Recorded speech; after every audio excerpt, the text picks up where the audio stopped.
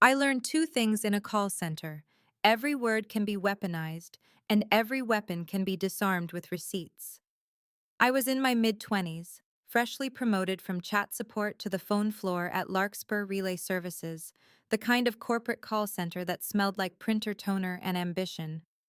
My headset was always warm, my metrics were always visible, and my supervisor, Sylvie Rusk, always floated nearby like a perfume sample no one asked for. During a lull in calls sometime in the early morning, I leaned toward my coworker June Park. We were reviewing a tricky account escalation, and I said calmly that if a customer kept interrupting, I would pause, restate the policy, and ask a single question at a time. I said I was not arguing, I was guiding. June nodded and said that was exactly how you stayed in control. We were standing near a ceiling camera because the hallway outside the quality review room had cameras everywhere. Sylvie drifted past, not invited, not included, and apparently not listening very well. She kept walking, but her eyes narrowed the way they did when she smelled a chance to feel important. Later that day, a calendar invite landed on my screen. Tone coaching meeting. The attendees were Sylvie, me, and Carmen Liao from People Operations. The agenda line read, insubordinate tone and negative speech. Negative speech. I almost laughed. My job was to speak for 8 hours a day, with enough warmth to melt ice and enough boundaries to stop lawsuits. I walked into the small meeting room sometime in the late morning, with my notebook open and a pen ready. Sylvie sat upright like a judge. Carmen gave me a polite nod, neutral face, hands folded. Sylvie began by saying she had overheard me telling June that I was going to ignore customers and refuse to help them, that I said I would shut them down because I did not like being questioned, and that my attitude was unacceptable. My brain did a quick inventory. I had said none of that. She had invented an entire character arc for me, apparently the villain in a customer service soap opera. I kept my voice even and thanked her for bringing it up, then asked for specifics. I asked what exact words she heard and where she was standing. Sylvie blinked, because specificity is kryptonite to people who run on vibes. She said she was walking by and heard enough. I asked again for accuracy. What did she hear me say I would do, and to whom? Carmen tilted her head slightly, like she had just heard the sound of a seatbelt clicking. Sylvie tried again and said I told June I would stop helping and that I was tired of customers and would not answer them. I wrote it down. Then I said I appreciated her stating her interpretation, and I laid out the facts. June and I were discussing a de-escalation technique. I said I would pause, restate the policy, and ask one question at a time if a customer repeatedly interrupted. That was a standard call control method in our training materials. Sylvie scoffed and said that was not what she heard. I told her we clearly had a gap between what she believed she heard and what was said, and that June could attest to the conversation. I also said we were speaking next to a camera, and I wanted the issue resolved using objective evidence. Carmen finally spoke and said we could do that. She asked me to send a written summary of my recollection and asked Sylvie to do the same.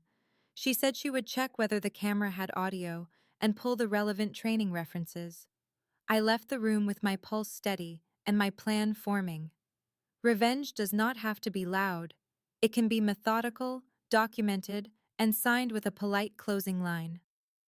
That afternoon, I drafted an email to Carmen and Sylvie that stayed behavior-based. No adjectives, no speculation.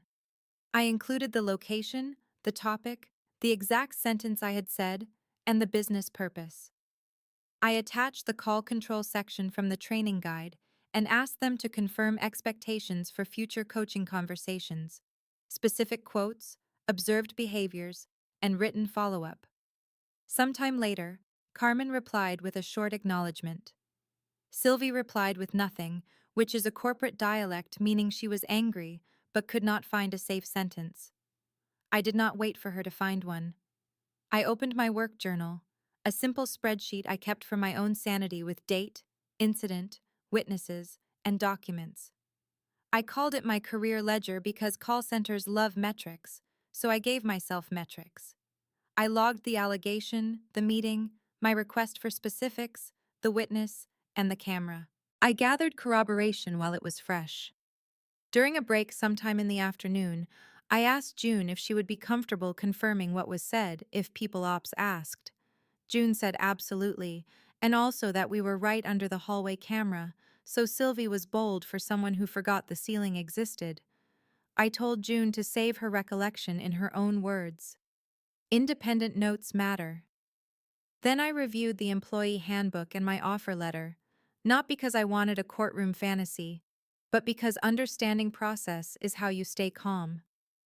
The handbook required progressive discipline, specific examples, and an opportunity to respond. It also said employees could request a people ops partner for coaching conversations. Good. I had already done that. A follow-up invite appeared. Follow-up tone review. Same cast, new meeting room. This time I arrived with a printed packet, my email, the training excerpt, and a simple one-page expectations sheet I drafted for my own preparation. It was the kind of structure a manager should have created, which was exactly why I brought it. Sylvie opened with a sigh and said we needed to address my attitude. I smiled slightly and said I was ready to address behaviors, and asked her to describe the behavior she observed, using the words she heard or the actions she saw. Carmen watched Sylvie the way a careful auditor watches a ledger. Sylvie tried to pivot and said my tone with June was negative. I told her negative was an interpretation and asked which words I used that she considered negative. She stared at the table and repeated that I said I would shut customers down. I repeated what I actually said, that it was call control, and asked if the concern was that call control sounded dismissive, what phrasing was preferred. Carmen stepped in and said she reviewed the training materials and my phrasing aligned with de-escalation guidelines. She also checked the camera footage. The hallway camera did not record audio, but it confirmed June and I were standing where I stated, and it confirmed Sylvie walked by only briefly.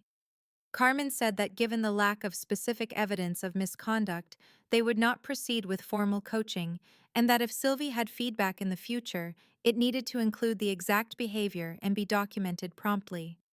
Carmen said I should continue using the de-escalation methods as trained. Not an apology, because corporations rarely apologize, but a decision. Sylvie had lost. I asked Carmen to confirm in writing that the matter was closed and that no disciplinary note would be placed in my file. Carmen said she would send a summary. I walked out with the pleasant warmth of one simple truth. If someone tries to rewrite your words, make them read your documentation out loud. Carmen sent the summary sometime later. Matter closed, no discipline, expectation of specific feedback, training aligned. I saved it in 3 places. Sylvie, however, collected grudges. My schedule changed without notice. My break times moved. My calls were monitored more often. My quality scores were suddenly under review, which is corporate for we are going to stare at you until you flinch. I did not flinch. I documented. I confirmed schedule changes in writing, and I followed every coaching conversation with a recap email that listed the topic, the specific behavior discussed, and the expectation. I stopped using vague words in chat and replaced them with clean confirmations. Boring language is protective armor. I built allies quietly. I asked the quality team for clarifications on policy and requested the official rubric used to score calls. I asked for examples of top-scoring calls for benchmarking. If Sylvie wanted to frame me as a tone problem, I would drown her in measurable performance. June noticed the hovering and called Sylvie a drone with lipstick. I told June I would file a flight plan, which made her laugh and made me feel steadier. I scheduled a brief meeting with Carmen and framed it as proactive alignment. I did not accuse Sylvie of retaliation. Accusations trigger defensiveness. I presented patterns and asked about process. I told Carmen that since the closed tone matter, my schedule had changed multiple times without notice, and my monitoring frequency had increased, and I asked whether there was a standard process for schedule changes and targeted monitoring, and whether there was documentation I should expect. Carmen listened and asked if I had dates. I slid my career ledger printout across the table. Carmen said targeted monitoring should be tied to a performance plan or a quality initiative, and schedule changes should have notice unless there was an emergency. My revenge was not about humiliating Sylvie. It was about removing her ability to harm me and improving my position. I began exploring internal mobility. Larkspur Relay Services had a compliance and risk team that handled call recording governance, consumer protection issues, and complaint escalations. Higher ground, less headset, more policy, more salary, more leverage, more distance from Sylvie. I updated my resume using quantified results and asked two senior analysts in compliance for informational chats. One of them, Dina Morrow, told me I was too deliberate for the phone floor and that I thought like a control environment. I told her I thought like someone who did not want her paycheck dependent on a supervisor's mood. Dina laughed and told me to apply if I wanted to move over. Meanwhile, Sylvie tried vague intimidation again. She messaged that she needed to see me about my tone and told me to come by. I replied in writing that I was happy to discuss and asked her to share the specific call ID or specific behavior she wanted to address so I could prepare. Minutes passed. No call ID, no behavior, just silence. Vague intimidation does not work on someone who demands specifics. Sometime in the following week, Sylvie tried public correction. In a team huddle, she said we had to watch our attitudes and that some people spoke as if customers were problems, not people. Her eyes flicked toward me like a dart thrown with plausible deniability. I raised my hand and asked if she was referencing a specific incident or giving a general reminder. The room went quiet. Sylvie admitted it was general. I thanked her and said that if it became specific, I welcomed direct feedback with examples because it helped me adjust behaviors. I watched her realize she had nothing. After the huddle, Sylvie pulled me into her office and snapped that I was making her look bad. I told her I was asking for clarity and behavior-based feedback, which was standard management practice. She leaned forward and said, "I thought I was smarter than everyone." I kept my voice calm and said that if she had a performance concern, I was open to it, and asked again for the specific behavior, the impact, and the expectation. Sylvie scoffed and called me difficult. I wrote that down and looked up and told her difficult was an opinion, and I was available for measurable expectations. She waved me out, furious. Within the hour, I sent my recap email. She stated I was difficult. I requested specific behaviors and expectations. No specifics were provided, and I asked if she wanted to schedule a meeting with People Ops to clarify expectations. I copied Carmen.